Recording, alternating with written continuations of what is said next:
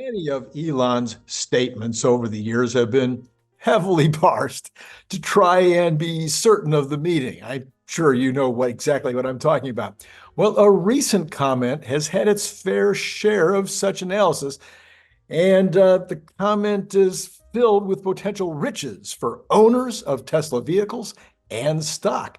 Here's his exact quote: FSD is already on a lot of cars. That would be about, that's, I'm adding this little parentheses here. That would be about, I think, 15,000. But given that it is a completely new architecture, we're doing extra testing with just the first phase or the employees. So he goes on to say it works very well in California, but needs more training for heavy precipitation areas. So what does that mean? Well, is it good news or is it bad news? Well, I'll get to that right after I remind you that this is Randy Kirk, and it's only a couple of days left to get your $20, no matter how many you buy, deal on the Cybertruck. 25 for one, but after that, two or more, $20 a piece, just multiply, and you've got your number. The information on all the details about that is down in the description below. It only goes through Monday, and then that deal goes away. We're back to the normal pricing.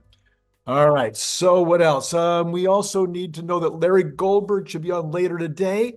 I'll be doing a video about the car division of Tesla, like this one. This is number 2 in the series. Number 3 in the series will be the car division. That will probably be on Sunday, maybe morning, maybe afternoon. Anyway, I'm not 100% sure. If you hit subscribe and notify, then you'll know exactly when that's coming out. And of course, I'd love to have you join Patreon. I'm trying to double my numbers this year, so please help out. Okay. I want to go back to this statement. It works very well in California, but needs more training for heavy precipitation areas. Well, I'm going to take that to mean that it's ready to roll out in California. I mean, he's very satisfied. He's very excited. California's been a training ground for so long for the computers. So maybe in general, California works better, but he seems very satisfied. I'm going to take that as a very positive statement.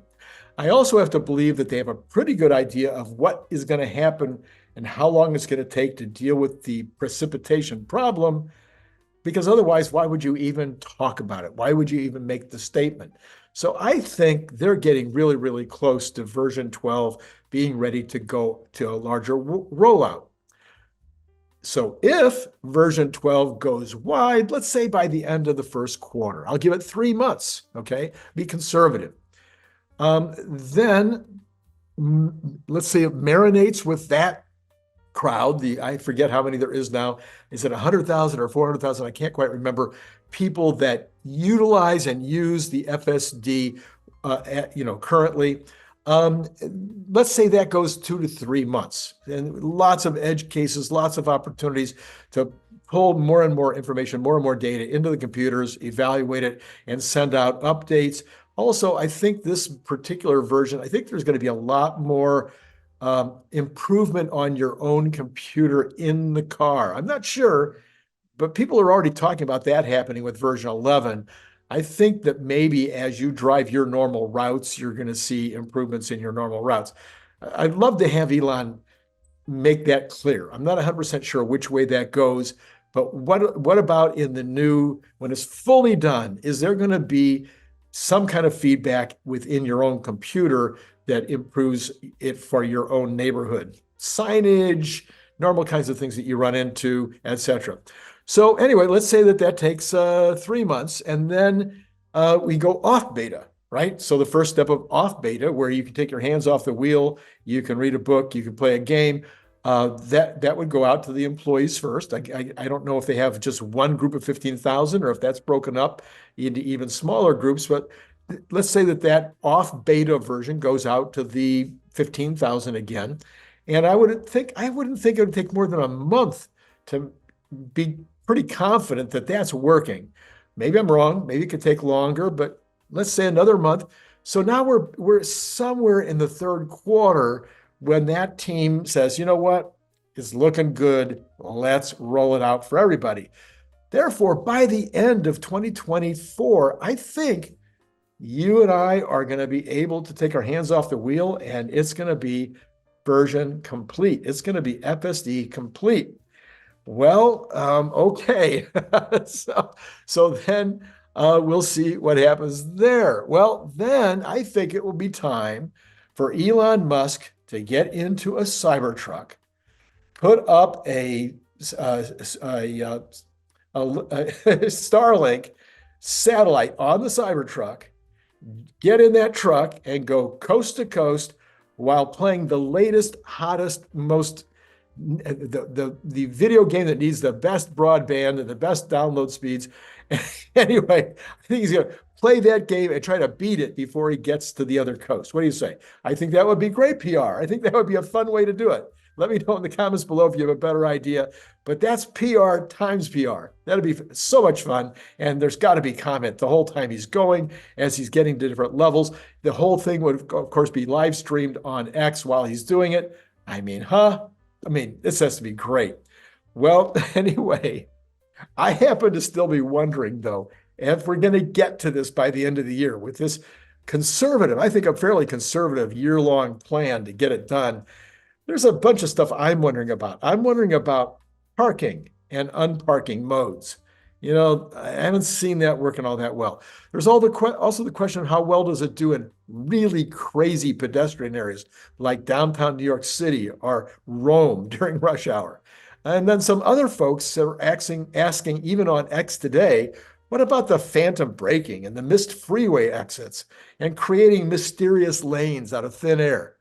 So in general, I'm hearing that the current release is doing very, very well and acting way more human, but there are still these odd situations. In the very little bit that I drive FSD, I have also had some slowing, not like the phantom braking. I haven't had that happen, but I have definitely had some slowing, that was kind of out of the blue on our trip back from Vegas the other day. It slowed once or twice in places where I couldn't really figure out why it was slowing. One suggestion was that this might have something to do with some shadows that it's picking up. Anyway, these are things I guess that need to be corrected, obviously, before we have FSD complete. Well, then when we get to the full self-driving completed stage, Tesla would do themselves a great favor at a very low expense. I mean, really, compared to the size of the company now, they need to get this PR team on board. They either need to have their own internal team or they need to hire a top-notch outside agency. Quite frankly, I think they do better with an inside team, and Elon, I think, prefers that kind of direction. I know Elon thinks that PR stands, for propaganda, but no, it's not propaganda. What you're doing is you're saying, here's what we've got, or you're saying, no, this is not what happened in this situation. I would like to see that agency get, or their on their own local team, probably even have several of them around the country, because, there's going to be accidents. There's going to be accidents as this rolls out, and there's going to be fatalities, and there's going to be injuries. And my thinking is that on any kind of a major crash, and maybe even on smaller crash, there should be boots on the ground. There should be somebody going out there and hitting that situation and being involved in it as much as they possibly can. Obviously, there's going to be people not wanting to talk about it because of insurance reasons, but I think they need boots on the ground. They need somebody out there that's talking to the press and giving their impressions, talking about what Tesla can see, on the videos, etc., in terms of what took place. So that's my thinking, and I think that'll help. If that's happening, that's going to help to tamp down some of the negativity that is going to happen. We're getting negativity now on things that don't happen. Imagine what's going to happen when things do happen.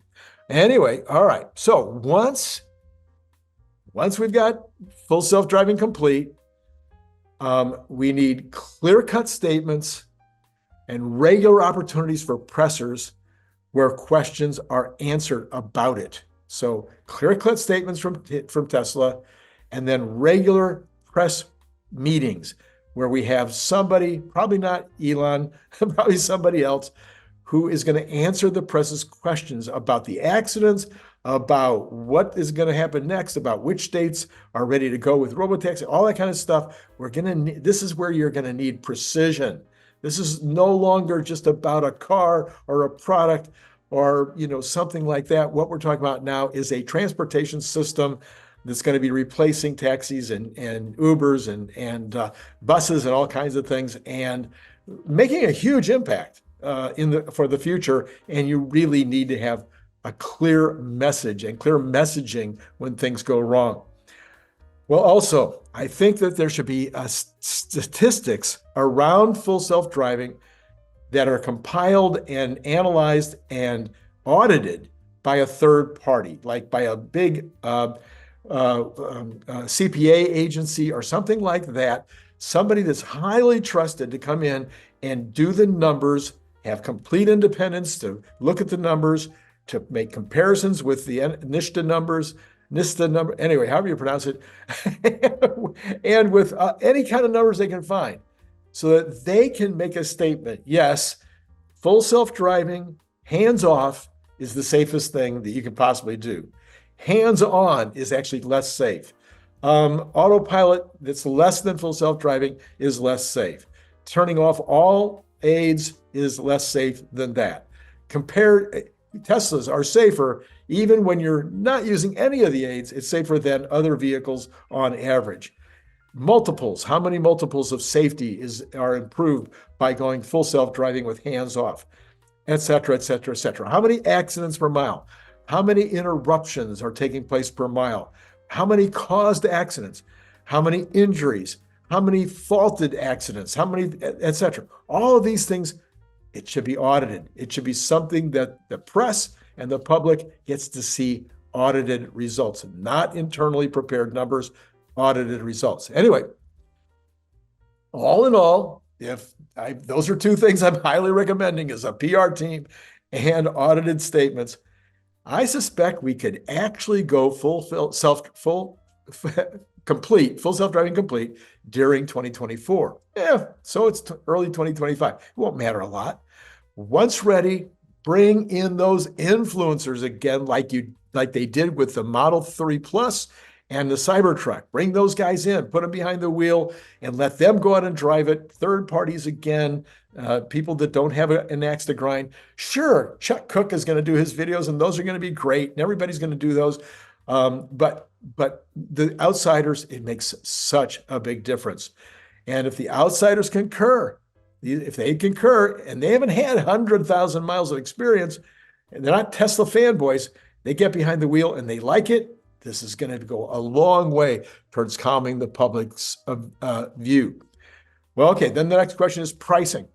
Once it's real, what should the pricing look like? If you've seen my channel in previous times I've talked about this, I am going to continue to recommend a two-tiered system. Maybe something under $10,000. I'm not sure how much under, 6,000, 8,000, I don't know. Some number under 10,000 for those who will never, ever use it as a robotaxi. You know people like this. It might be somebody in your family that says, no, I'm not going to let other people in my car. I'm just not interested. I have it set up the way I want it. I've got baby stuff in it, whatever, and I don't want to have to take that out and then send it out as a robotaxi. Well, those people don't want to spend $20 or $30 or $50,000 on the opportunity to use FSD. And Elon, from a morality, from an ethics standpoint, I think he understands that it's ethical to try to get as many people using FSD as possible if it's 5 times safer than if you don't have it. So he's going to want that mom to have FSD in her car. So I think a lot less than 10,000, but certainly 10,000 would be top for people who never plan to use it as a robotaxi. So that is another idea that I'm hoping that Tesla is listening to. So if we get FSD complete, don't have too much negative press from accidents or incidents, because it can be incidents too, as we saw in San Francisco with Cruise, completely throwing them off, completely shutting down the whole company. Then some kind of limited rollout of robotaxi could happen in 2025. That's not so far away. With third-party audits of the stats, state and federal regulators in the US and various other regulators worldwide would have an easier time approving robotaxi.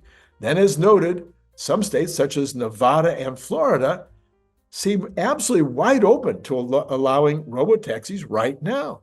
It seems to make sense to test it in one or more smaller cities, although there might not be as much need for a taxi in those smaller cities, but maybe so. I'm not sure. I'm always a little bit confused why San Francisco was the location of choice for Waymo and Cruise, other than it already had high taxi and Uber use. But other than that, I'm not sure. It might be better to use it right here in Riverside, we've got, I think, 300,000 people. That's I think it's the 49th largest city in the US.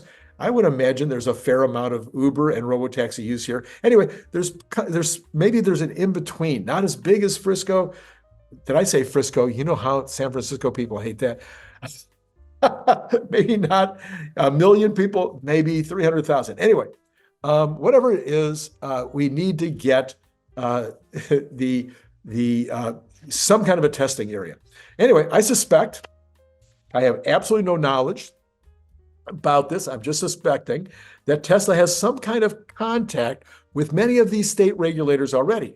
We know they have employees or agents working with every US state and many European countries in addition, to get the insurance program going. So hopefully the ground is being prepared in advance right now to get this thing rolled out as quickly as possible once all the issues are resolved to the place where Tesla is confident that the Robotaxi is going to be successful in terms of its practical day-to-day use. All right. I have noted in 2 or 3 of the 1,000 videos that I've done, actually it's right about 1,000 now, of the 1,000 videos I've done in the last 13 months, that I am expecting about it. These are videos I did about 2026. I see 2026 as Tesla's banner year.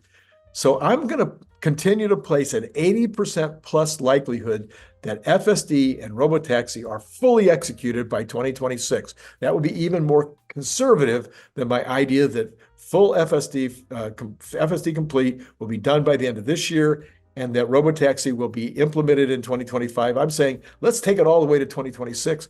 Well, guess what? 2026 is only a couple of years away now. So, that's soon enough. And if it happens in late 2026, I'm sure we can all agree that when Robotaxi rolls out and is a real thing and is operational, then we should have a Guinness Book of World Records largest party in the history of the world. And the only 2 places I can think of right now would be the Coliseum in Los Angeles or the Rose Bowl, which have 100,000 seating alone and then field space in addition. I would imagine there's a couple of other college-level football stadiums that are that big, but I don't think the stadium in Austin is going to be big enough. What do you think? Let me know in the comments below. All right, so as mentioned, this is the second in a series of 10 or more deep dive videos that I'm doing on the various divisions of Tesla and their prospects for 2024 and beyond. The first one was on energy, and I was absolutely shocked by the response. Huge numbers of extremely helpful comments and questions. I don't think I've ever had as many really solid comments and questions on any video I've ever done. So much so that I'm going to have to do a follow-up video to respond to all of that interest. The most common question, the most common statement was, please do more content on energy storage. Well, I hear you. Here's a card for that video, and you'll be seeing I'll do much more as there's content available. I will do much more on energy storage.